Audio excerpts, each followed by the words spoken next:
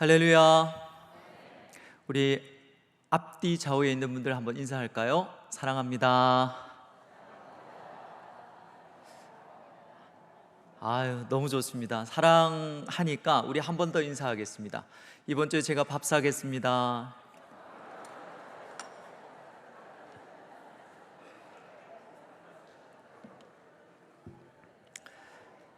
말씀이 너무 좋고 은혜가 있는 이 귀한 교회 저 같은 사람을 불러주셔서 감사합니다. 오늘 이 집회를 통해서 하나님의 말씀만 남으시기를 바랍니다.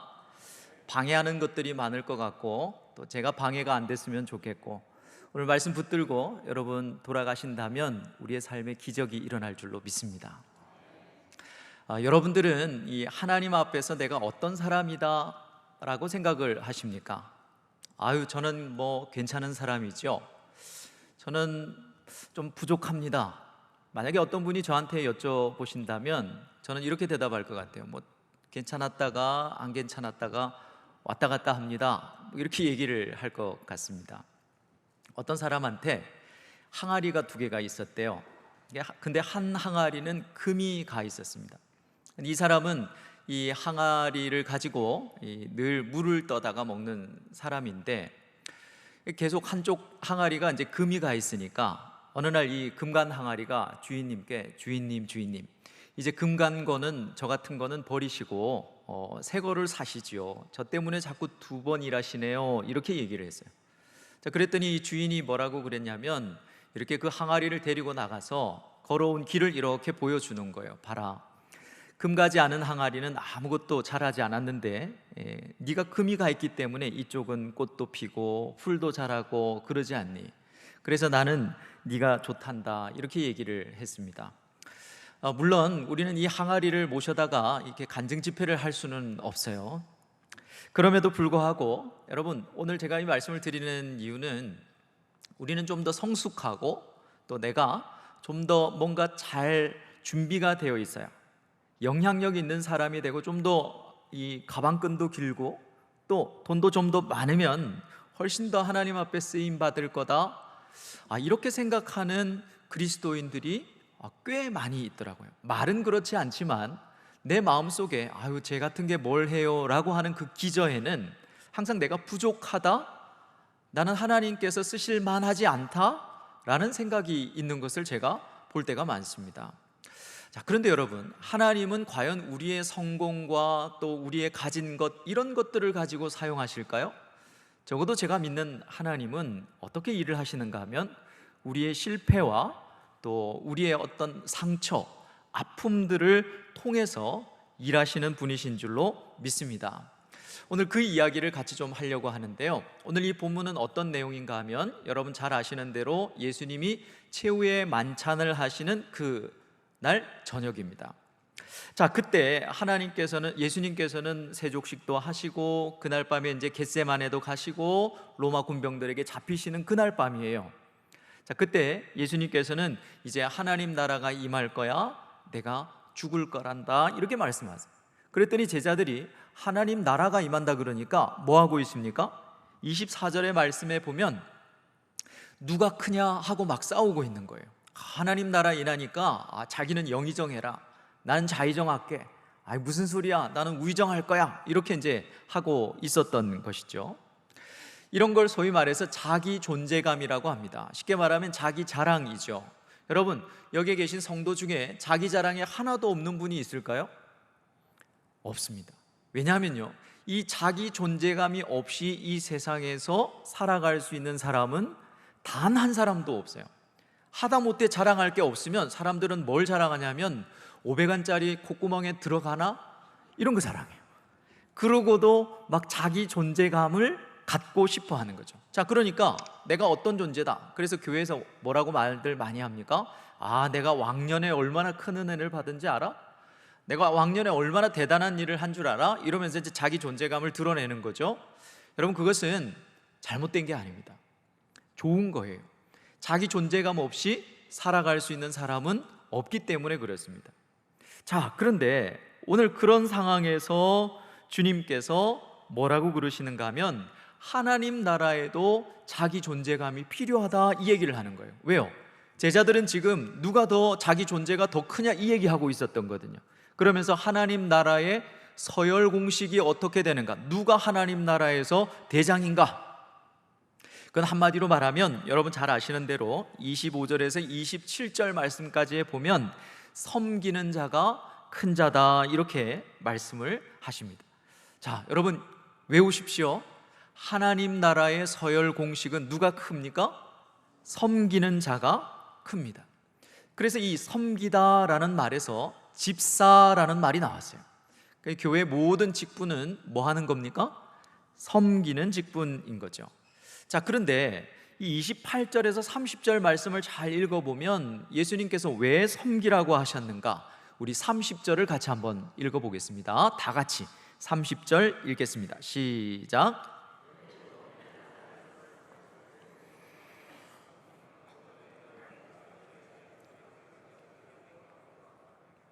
얘들아 너희들 열심히 섬겨라, 하나님 나라에서는 섬기는 자가 크단다 라고 말씀하시면서 섬기라고 하신 이유가 뭡니까? 내 나라가 임하면 내 상에서 먹고 마시게 하려고.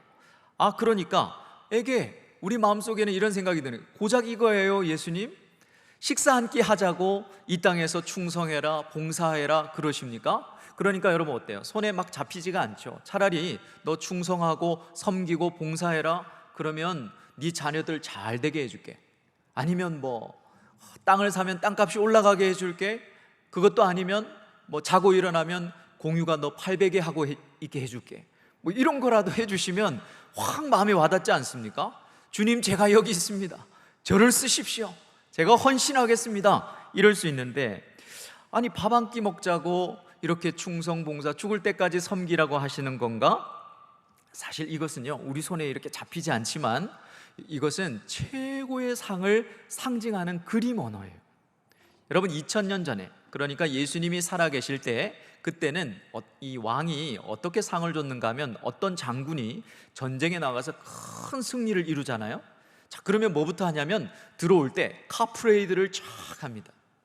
그리고 나서는 모든 백성이 보는 곳에서 왕과 이 장군이 같이 식사를 해요.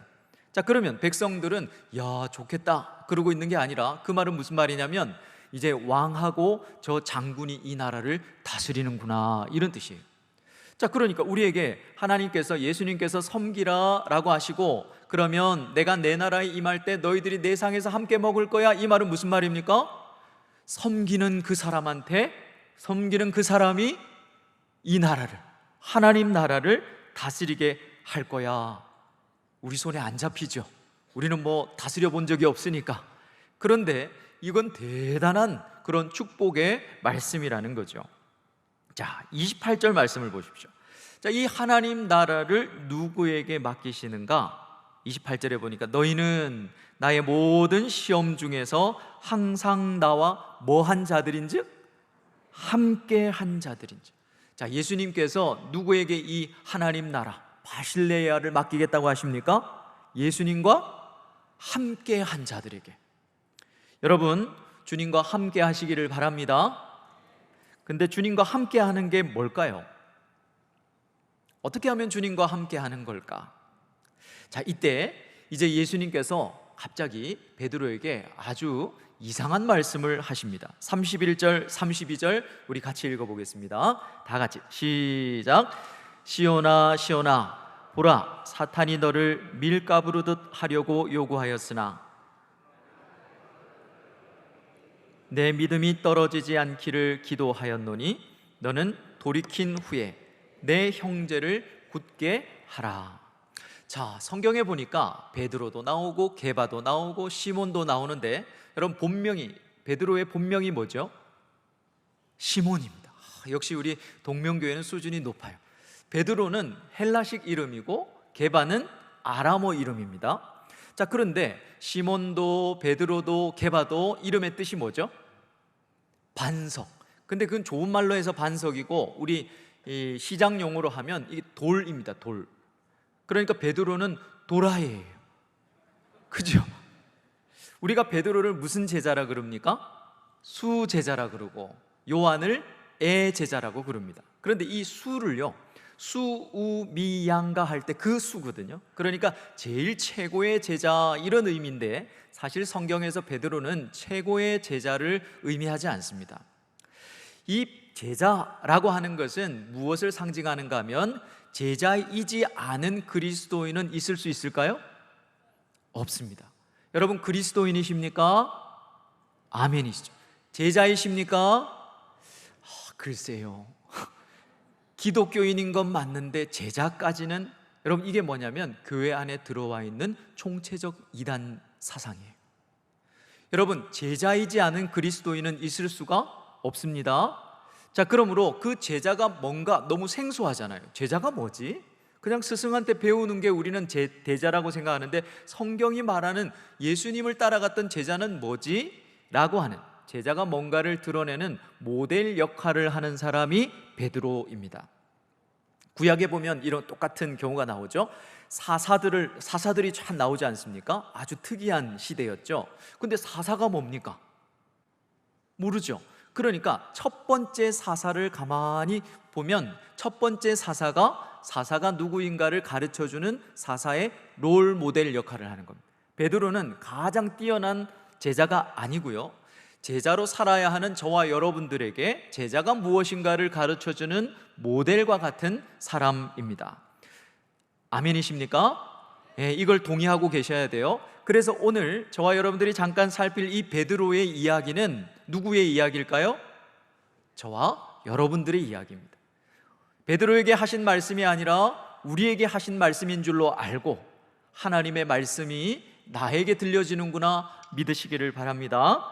자, 그런데 여기에 보니까 예수님께서 밀가부르듯 하려고 사탄이 너희를, 여기서 너희는 누굴까요? 제자들이죠. 제자들인데 베드로입니다. 이 베드로가 이 제자들의 상징이니까, 자, 사탄이 뭐 한대요? 밀가부르듯 한답니다. 밀가부르듯 하는 게 뭐죠? 가을의 타작마당에서 이 곡식이 있으면 어떻습니까? 이걸 알곡을 구분하기 위해서 막 후려치는 걸 말하죠. 자, 사탄이 우리에게 어떻게 하고 있습니까? 밀가부르듯 하려고 날마다 우리를 보고 있는 거예요. 자, 그러면서 성경에 잘 보십시오. 밀가부르듯 하려고 뭐 했습니까? 요구하였다 그랬습니다.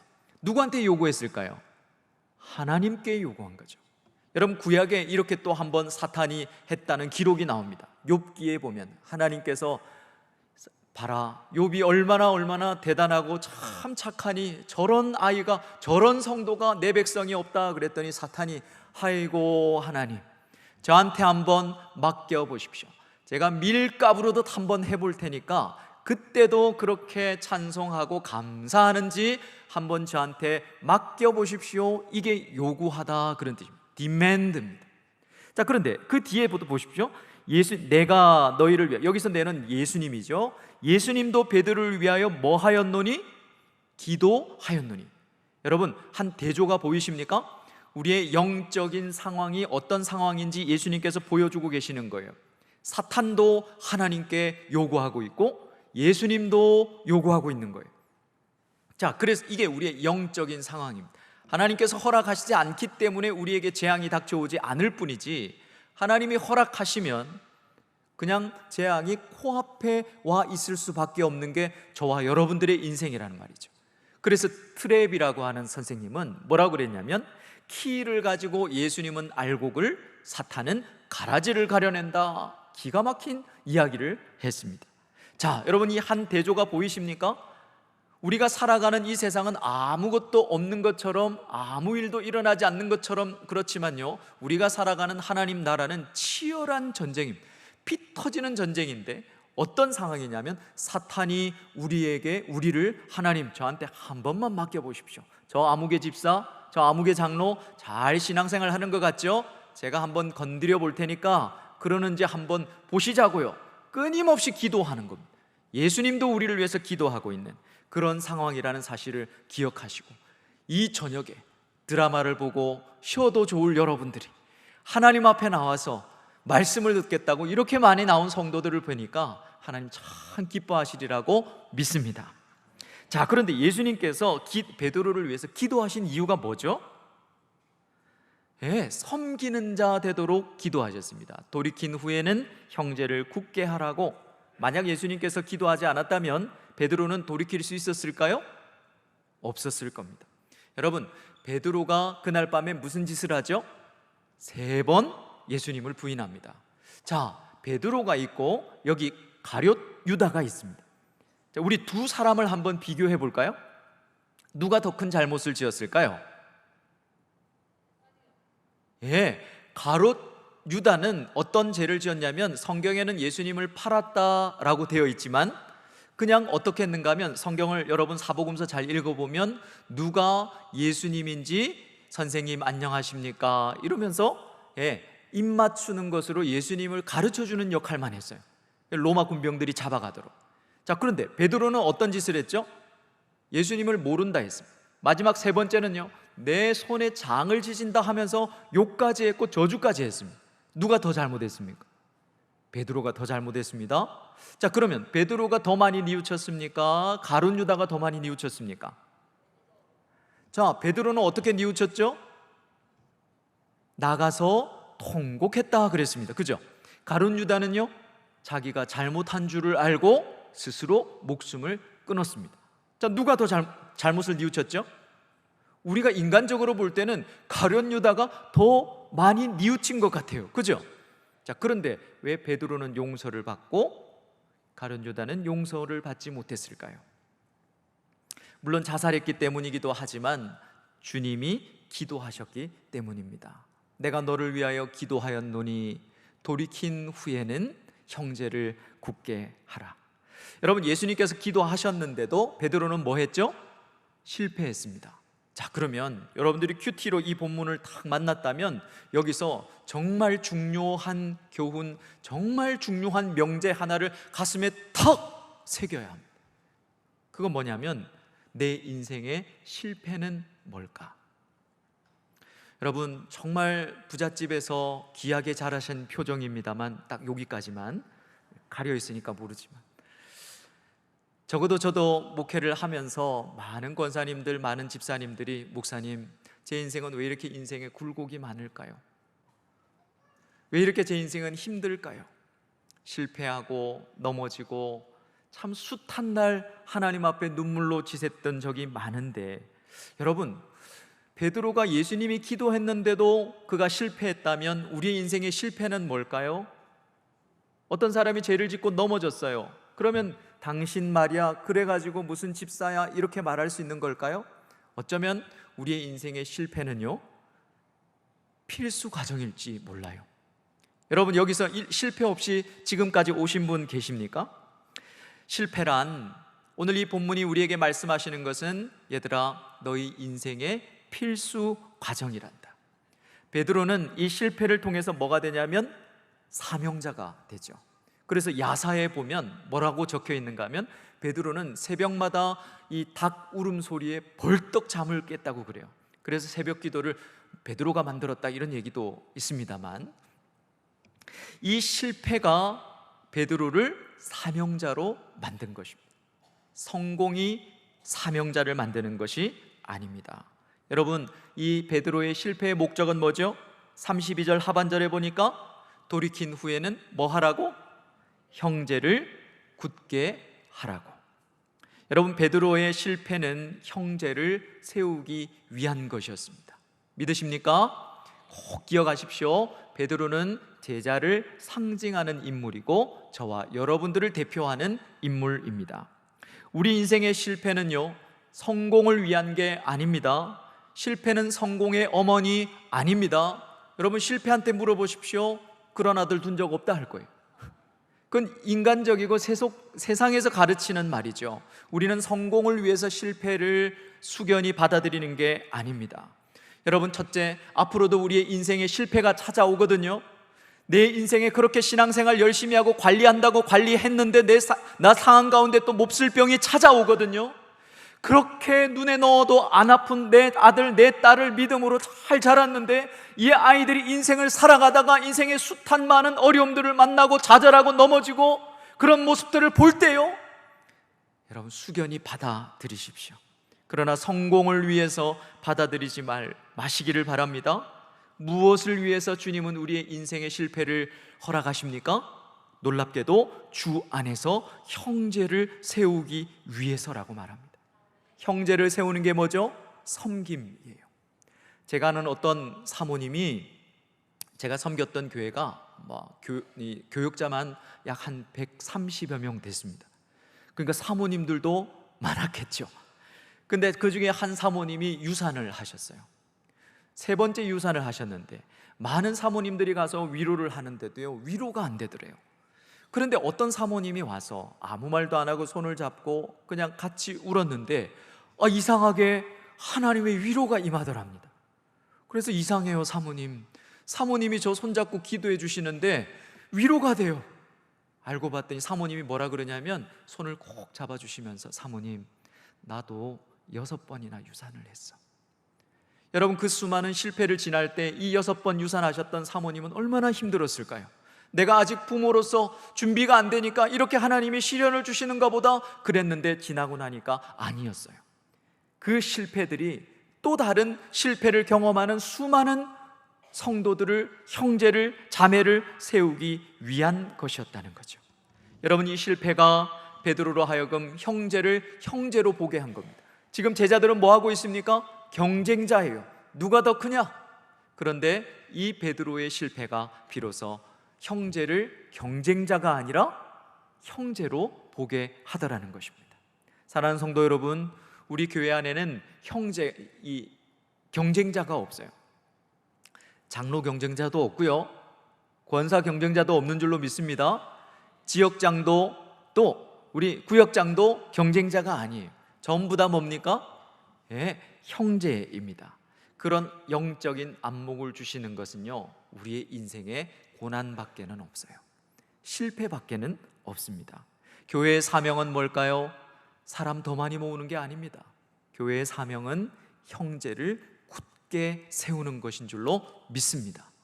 여러분, 꼭 그런 교회가 되시기를 바랍니다. 이미 그렇게 사역하고 계시는 걸로 소문이 나 있지만 꼭 그런 교회가 되도록 하기 위한 그 기도 제목 절대로 잊지 마십시오. 여러분, 입장 바꿔놓고 생각해 보십시오. 여러분들이 만약에 하나님이면 어느 교회 사람들을 보내겠습니까? 한 영혼 보냈더니, 세상에서 완전히 난자당해서 마음이 너덜너덜해진 한 영혼을 보냈더니, 저 동명교회 보냈더니 한 영혼을 세우고 돌보고 섬기는데 온 성도가 그게 자기 인생의 사명이라고 생각하고 살아가는 교회가 있다면, 여러분, 하나님이 그 교회 사람들을 보내지 않겠습니까? 여러분, 그런 교회, 하나님 저 그런 성도로 살고 싶어요, 기도하실 수 있기를 바랍니다. 자, 이때 베드로가 하나님 앞에, 예수님 앞에, 사실 우리 청년들 말로 객기를 부립니다.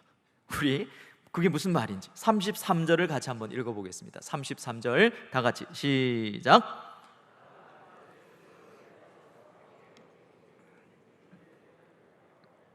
자, 베드로가 뭐라 그럽니까? 주여, 내가 주와 함께 오게도 함께 가고 주가 죽는데도 함께 가겠습니다. 제가 질문하겠습니다. 잘 듣고 답하시오. 자, 여러분, 이 베드로의 고백은 진정한 고백일까요? 아닐까요? 아니에요. 왜냐하면 제가 앞에 힌트를 드렸거든요. 객기라고. 자, 왜 베드로가 주님과 함께 오게도 가고 죽는데도 가겠습니다 이렇게 말했냐면, 주님이 하나님 나라는 나와 함께하는 자에게 줄 거요 이렇게 말씀하셨으니까, 자기가 이렇게 큰 자다, 나 오게도 가고 죽는데도 가는, 함께 가는 큰 자다, 이걸 드러내기 위한 호기였다는 것이죠. 자, 그랬더니 주님이 베드로에게 일침을 가하십니다. 우리가 너무나 잘 아는 말씀이죠. 34절에 뭐라 그러십니까? 네가 오늘 닭 울기 전에 3번 나를 뭐 하리라? 부인하리라. 베드로는 이렇게 예수님이 예언까지 해주셨는데 왜 부인할 수밖에 없었을까요? 열정은 있는데 자기 성찰이 없기 때문에 그래요. 여러분, 잘 들으십시오. 교회의 사명은 열정으로 하는 게 아닙니다. 열정만 가진 사람이 교회를, 문제를 일으키는 거죠. 여러분, 우리도요, 우리의 열정이, 주님이 나를 위해서 죽어주셨어 하는 그 열정이 나쁘다는 말이 아닙니다. 열정만 가지고는 절대로 주님 앞에 섬기는 자로 설 수 없습니다. 자기 성찰이 없기 때문에 그렇죠. 여러분, 여기서 부인하다라는 말을 이 헬라어 원문으로 보면 어떤 의미인가 하면 상관이 없다고 주장하다, 이런 뜻이에요. 네가 오늘 나와 상관이 없다고 주장할 거야, 이렇게 말한 거예요. 여러분, 이게 혹시 우리의 실존 아닙니까? 지난 한 주간은 어떻게 사셨습니까? 주님과 상관 있는 삶을 사셨습니까? 아니면 열정만 대단한 그런 삶을 사셨습니까? 여러분, 왜 우리가 자아 성찰이 없습니까? 자기를 깊이 돌아보지 못하는 거예요. 내가 얼마나 교만한지, 내가 얼마나 죄인인지, 내가 얼마나 교회에서 큰 소리 치면 안 되는 하나님 앞에 참 쓰레기와 같은 존재인지, 그런 자아 성찰이 부족한 이유는요, 말씀이 없기 때문에 그렇습니다. 날마다 평생을 신앙생활하면서 내가 하나님의 말씀을 읽는 신앙생활을 하는 거예요. 여러분, 하나님의 말씀을 읽고 그 주옥 같은 목사님의 말씀을 듣고 말씀을 묵상하다 보면요, 하나님의 말씀이 나를 읽는 순간이 온단 말이죠. 여러분, 그럴 때 우리가 사명자로 세워지는 것입니다. 우리는 상관 있는 삶을 살아야 될 줄로 믿습니다.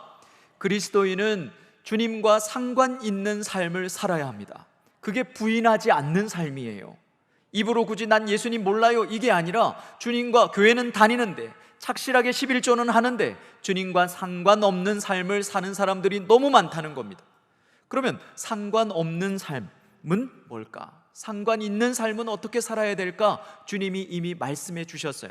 요한복음 13장 8절 말씀에서 제가 읽어드리겠습니다. 베드로가 이르되 내 발을 절대로 씻지 못하시리다. 예수님께서 대답하시되 내가 너를 씻어주지 아니하면 네가 나와 무엇이 없느니라? 상관이 없느니라. 예수님이 씻겨주시는 것은 무엇을 의미하죠? 용서하심을 의미합니다. 회개를 의미하는 것이죠. 여러분, 상관 있다, 너와 네가 상관이 있다라는 말은요, 주님의 한 부분이 되다, 이런 의미가 있어요. 여러분, 우리가 주님과 상관이 있는 삶을 살기를 바랍니다. 그것은 주님이 우리의 머리시고 우리가 그분의 몸의 각 지체가 되는 거예요. 주님의 한 부분이 되는 겁니다. 어떻게 가능하지요? 용서로 주님과 하나 되는 것입니다. 하나님의 은혜 때문에 나 같은 죄인을 용서해 주신 은혜를 우리가 깨달을 때, 주님의 그 용서가 내 것이 될 때 비로소 우리는 주님과 함께하는 자가 되는 것입니다. 주님과 상관이 있는 자가 되는 것입니다. 함께 하는 삶이 되었기 때문에 비로소 나에게 하나님 나라가 주어지는 것입니다. 여러분, 그리스도인이란 착한 사람이 아니에요. 성실한 사람이 아니고 예의 바른 사람이 아니고 날마다 주님의 용서로 살아가는 사람인 줄로 믿습니다. 여러분, 우리가 하는 회개란 무엇이죠? 죄를 지어서 하는 건가요? 죄를 용서받기 위해서 하는 게 회개인가요? 만약 그렇다면 여러분, 우리가 기억하지도 못하는 죄는 어떻게 용서를 받지요? 그리스도인은 죄를 용서받기 위해서 회개하는 게 아닙니다. 여러분, 잘 들으십시오. 우리는 예수님의 십자가의 보혈로 용서받은 사람들이에요. 그리고 언젠가는 완전한 용서를 경험하게 될 겁니다. 그 약속의 말씀을 받았기 때문에 지금 우리가 하나님, 내가 방금 한 이 짓은, 이 생각은, 이 말은 죄인 것을 고백합니다, 이런 삶을 살아야 하는 것이죠. 그러므로 그리스도인에게 회개는 죄를 지었을 때 하는 게 아니라 날마다 해야 하는 우리의 삶의 방식이고, 그러므로 주님이 우리를 용서해 주심으로 날마다 우리가 주님과 상관 있고 하나가 되는 거예요. 우리가 누군가를 용서해 줄 때 우리 동명교회에 있는 모든 성도들이 서로를 용서해 주기 시작할 때 하나 되는 것입니다. 바베큐 파티 한다고 하나 되는 게 아니에요. 여러분, 그렇게 온전히 하나 되어 가시기를 바랍니다. 35절부터 38절 말씀해 보니까 예수님이 이제 제자들을 파송하시는 것 같아요. 36절 말씀을 한번 보십시오. 우리 같이 읽어볼까요? 시작. 이르시되 배낭도 그리하고 검 없는 자는 겉옷을 팔아 살지어다. 자, 왜 한때 우리나라의 노스페이스나 아웃도어가 그렇게 잘 팔렸습니까? 예수님 말씀 때문에. 여기 보니까 전대도 사고 배낭도 사고 그러라 그래서 잘 팔렸습니다. 이건 적지 마십시오. 농담입니다. 검을 사라 하신 이유가 뭡니까? 우리는 흔히 전대도 사고 배낭도 사고 검을 사라 하신 이유를 이제 예수님이 돌아가실 거니까 이제는 선교하고 전도할 때 우리에게 이제 이런 것이 필요하기 때문에 전도 용품이라고 해석을 합니다. 근데 그렇게 해석을 해버리면 이상한 점이 한두 개가 아니에요. 38절에 보면 제자가 뭐라 그럽니까? 검 2개가 있나이다 그랬더니 예수님 뭐라 그러셔요? 족하다 그래요. 아니다, 더 사라 이랬어야 되는데 족하다 그러신단 말이에요. 뿐만 아니라 그날 밤에 기드론 시냇가를 지나서 겟세마네에서 군병들이 찾아왔을 때 베드로가 아마 검을 차고 있었나 봐요. 그때 베드로가 뭐 했죠? 검을 빼서 말고의 길을 확 베어버렸습니다. 그때 예수님 뭐라 그러십니까? 베드로야, 말고의 길을 베지 말고. 그래서 말고예요. 그리고 땅에 떨어진 귀를 주워다가 탈탈 털어가지고 다시 붙여 주셨잖아요. 검을 사라 그러놓고 검을 쓰니까 검을 꽂아라 그러십니다. 그리고 결정적으로 누가복음 24장에 가면요, 부활하신 예수님께서 뭐라 그러시냐면 증인된 삶은 전대와 배낭이 필요 없고 오직 위로부터 입혀지는 능력만 있으면 된다 그러셨어요. 자, 그러니까 전대도 사고 배낭도 사고 검도 사라 하신 이유는 전도용품이 아니에요. 그럼 왜 사라고 하셨을까? 자, 힌트가 37절입니다. 한번 찾아가 보십시다. 37절 시작.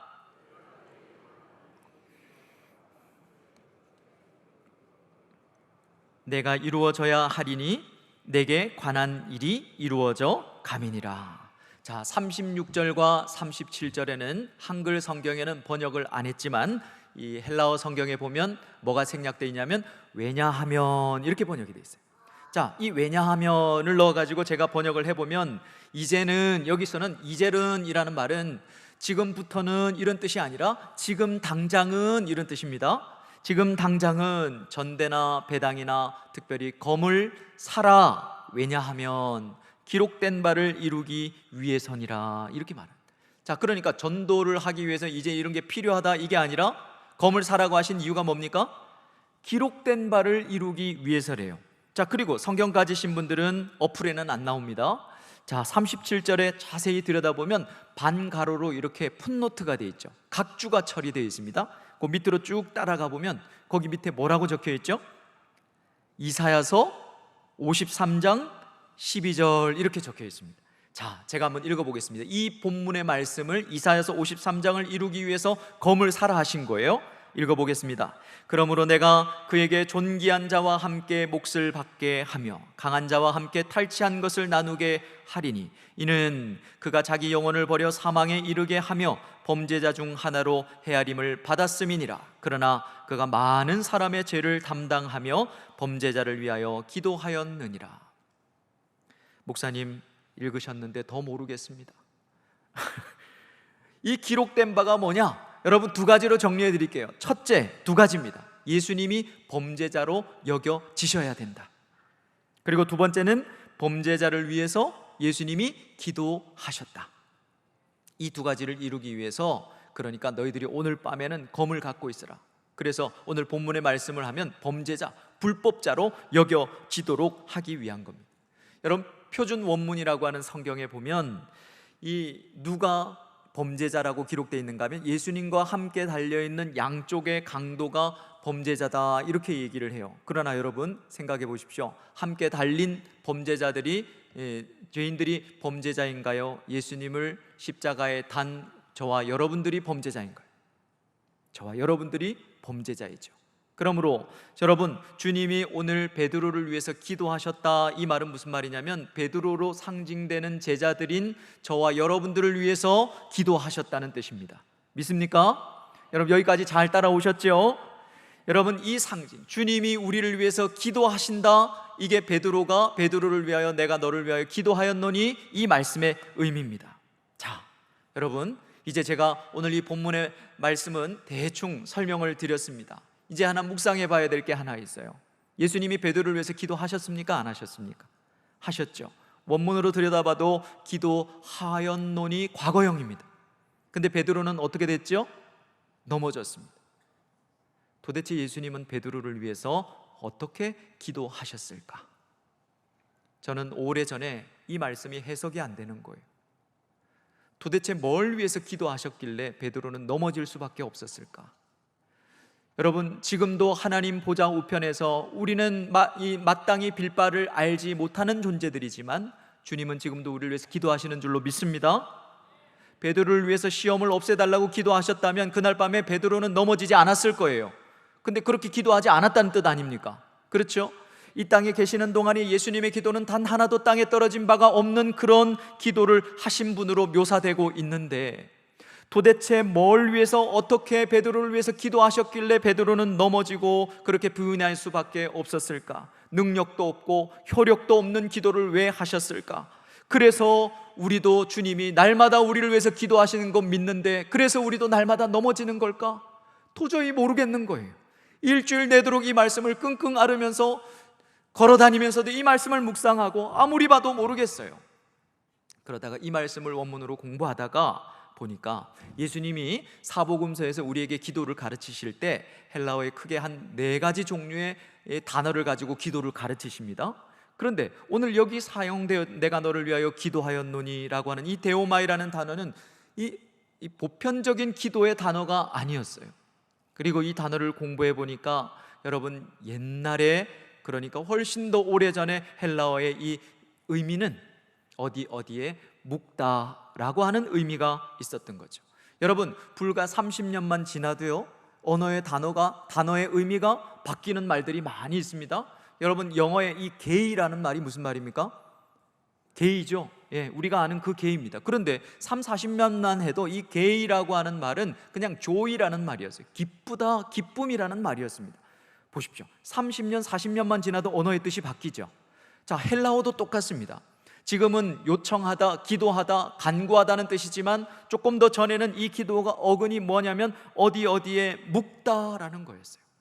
여러분, 저는 참 이 말씀의 의미를 깨닫고 얼마나 많이 울었는지 모릅니다.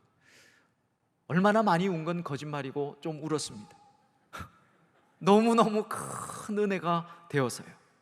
저는 지금도 하나님 보좌 우편에서 예수님이 저와 여러분들을 위해서 기도하신다고 믿습니다. 근데 여러분, 지금은 어떻게 기도하실까 상상해 보신 적이 있습니까?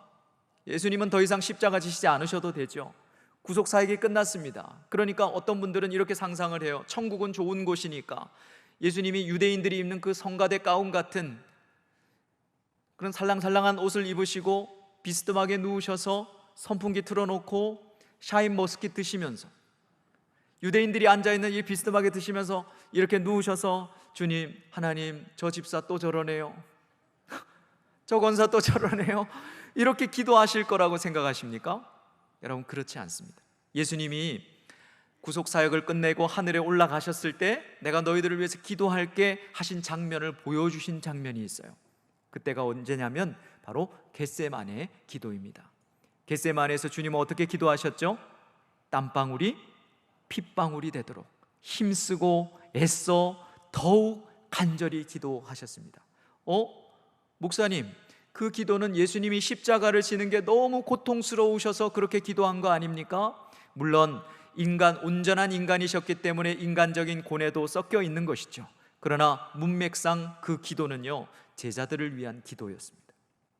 기도하시다가 제자들한테 가보세요. 기도할 수 없더냐, 피곤하구나. 그리고 와서 또 기도하시다가 또 제자들을 보러 가십니다. 기도하거라. 그리고 또 와서 기도하시다가 제자들을 보시죠. 여러분, 구약에 똑같은 장면이 혹시 있는 거 기억나십니까?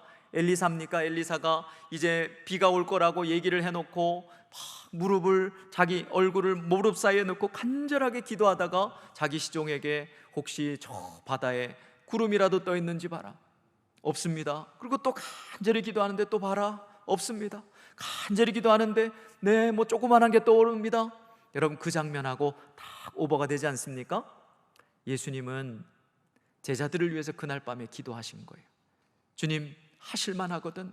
이 잔을 내게서 옮기시옵소서. 이것은 십자가 지는 게 너무너무 괴롭고 싫어서 가능하면 십자가 안 지고 싶어요. 그런 기도가 아니라 이제 예수님이 이 십자가를 지고 하늘나라로 승천하시면 이 땅에 남아있는 사랑하는 제자들이 예수 그리스도를 믿는 믿음 하나 때문에 십자가에 못 박혀 죽고 칼에 죽고 불에 살람받아 죽고 짐승의 밥이 되고 죽고 사랑하는 제자들이 그렇게 나가는 그것이 예수님께는 그토록 감당하기 어려운 찬이었던 것이죠. 그래서 그렇게 기도하셨던 것입니다. 여러분, 저는 이 말씀을 깨닫고 난 그날 밤에 얼마나 울었는지 몰라요. 예수님의 기도는 그냥 우리를 위해서 중보하시는 기도가 아니었습니다. 자신을 부인하고 우리에게 묶여버린 기도인 거예요. 여러분, 저는 오랫동안 이렇게 생각했습니다. 예수님이 센터고 내가 그분에게 고무줄처럼 묶여있다고 생각했어요. 그래서 내가 멀리 가더라도, 막 죄를 짓고 엉망으로 살더라도 주님이 딱 센터가 되어 계시니까 다시 팅 하고 다시 돌아오는 그런 삶이 신앙의 삶이라고 생각했는데, 그게 아니라 그날 밤에 제가 깨달은 것은 센터가 나라는 사실을 발견한 거예요. 주님이 당신을 부인하고 나에게 묶이셨기 때문에 내가 음란한 골짜기로, 음침한 골짜기로, 하나님 기뻐하지 않는 골짜기로 나 하나님 안 믿을래 하고 세상을 향해서 막 달려갈 때, 주님, 거룩 그 자체이신 주님이 당신을 부인하고 나와 함께 하시는 거. 왜요? 나 하나 사랑하시기 때문에. 돌이킨 후에는 나 하나 형제를 섬기는 자로 세우려고. 여러분, 세상에 믿지 않는 친구들 만나서 음담패설할 때, 직장에서 회식 자리에서 어쩔 수 없어서 한 잔 두 잔 할 때, 거룩 그 자체이신 분이 오물투성인 우리에게 묶여 있어서 함께하고 계신단 말이에요. 그러니까 필립이 안시라는 분이 하나님 당신에게 실망했습니다, 그 책에 보니까 하나님의 최대의 실수가 있다 이렇게 얘기하는 거예요. 그건 뭐냐면 우리 속에 들어와 사시기로 결정하신 것이다. 여러분, 왜 얀시에게 그런 생각이 들었을까요? 하나님은 거룩 그 자체세요. 근데 오물투성이인 우리 하나 구원하시겠다고 우리 속에 들어와 사시기로 결정하신 이후에는 우리가 그토록 더럽게 살 때도 이 구원이 변개치 않는 것임을 가르쳐 주시려고 구약처럼 떠나지를 않으시는 거예요. 우리와 함께하는 것이 주님에게는 뭡니까? 자기를 부인한 거예요. 주님의 기도는 자기를 부인한 기도셨습니다. 우리에게 묶인 기도셨고, 하나 되신 기도셨고, 그렇게 함께 되신 기도셨고요, 상관 있는 기도가 되셨습니다. 왜 주님은 지금도 우리를 위해서 기도하실까요? 오늘 말씀해 보니까 돌이킨 후에는 뭐 하라고? 형제를 굳게 하라고. 여러분, 이게 우리의 사명입니다. 여러분들의 자녀를 굳게 하십시오. 여러분들의 배우자를 굳게 세우시기를 바랍니다. 여러분들의 구역에, 우리 주위에 주님을 인격적으로 만나지 못했지만 교회 안에 있는 성도들을 굳게 하시기를 바랍니다. 너무 가시가 많아서 돌보기가 힘들다고요? 왜 저렇게 사람이 뭐가 많이 났을까? 그래서 가까이 하면 목사님, 제가 너무 상처받아요. 여러분, 우리의 사명이 뭐라고요? 그 형제를 굳게 하는 것입니다. 세우는 것입니다. 그래서 주님은 우리의 인생에 그 많은 수많은 인생의 굴곡을 허락하셨던 것이고, 상처를 허락하셨던 것이고, 실패를 허락하셨던 것입니다. 여러분, 그렇게 우리가 형제를 섬기라고 우리를 불러주신 것이죠. 이것이 하나님 나라의 다스림의 원리입니다. 내가 너에게 내 나라를 맡길 건데 이 땅에 사는 동안 그 다스리는 연습 잘 하다가 오너라, 이렇게 말씀하시는 것이죠. 말씀을 정리하겠습니다. 우리는 금간 항아리처럼 살 때가 많죠. 하나님, 제가 뭐가 아무것도 없어요. 주님, 저는 주님을 위해서 쓰임 받을 수가 없습니다. 그래서 때로는 부인하군요, 상관없는 삶을 살 때도 많습니다. 그러나 여러분, 오늘 주님은 아니다, 얘야, 내가 너에게 묶여 있단다.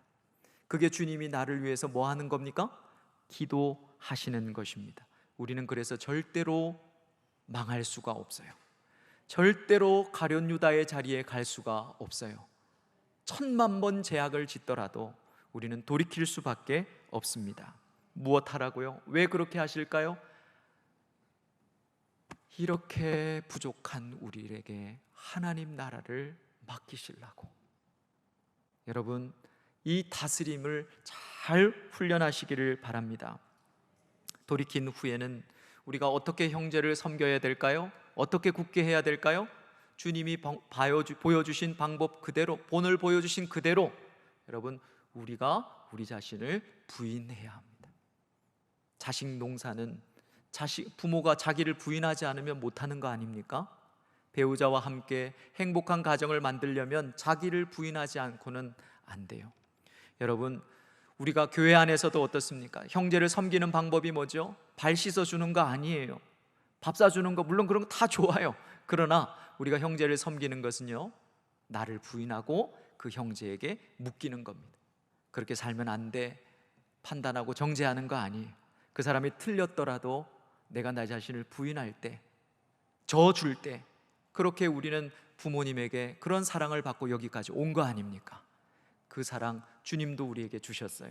그거 우리가 흘려보내야 될 줄로 믿습니다. 그래서 주님 우리에게 말씀하십니다. 누구든지 나를 따라오려거든 자기를 부인하고, 자기 부인하고 아닙니다. 와이프하고 오라는 게 아니고 자기를 부인하고 오라고 말씀하십니다.